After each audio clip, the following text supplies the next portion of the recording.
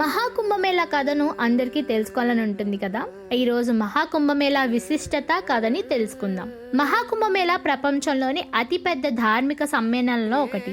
ఇది ప్రతి సంవత్సరాలకు ఒకసారి ప్రయాగ్రాజ్, హరిద్వార్, ఉజ్జయిని మరియు నాసిక్ నగరాల్లో జరుగుతుంది. ప్రతి 6 సంవత్సరాలకి అర్ధ కుంభమేళా, ప్రతి 12 సంవత్సరాలకి పూర్ణ కుంభమేళా మరియు ప్రతి 144 సంవత్సరాల మహాకుంభమేళా జరుగుతుంది. అసలు కథలోకి వెళ్తే మహాకుంభమేళా యొక్క మూలం సముద్ర మథనం నుంచి మొదలైంది. దేవతలు మరియు అసురులు అమృతాన్ని పొందేందుకు పాల సముద్రాన్ని మదించారు. మదనంలో ఎన్నో అమూల్యమైన వస్తువులు, బంగారం, వెండి ఇలా చాలా బయటకు వచ్చాయి.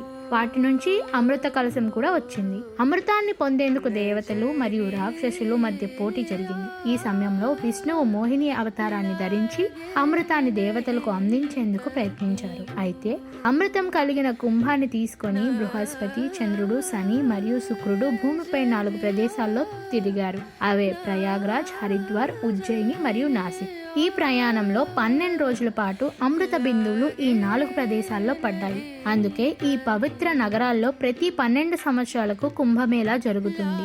అసలు కుంభమేళా విశిష్టత ఏమిటంటే, కుంభమేళాలో లక్షాది మంది భక్తులు పవిత్ర నదుల్లో స్నానం చేస్తారు. దీనివల్ల పాపాలు తొలగిపోతాయని, మోక్షం వస్తుందని నమ్మకం. సాధువులు, పండితులు, యోగులు వేల సంఖ్యలో ఈ మేళాకు హాజరవుతారు.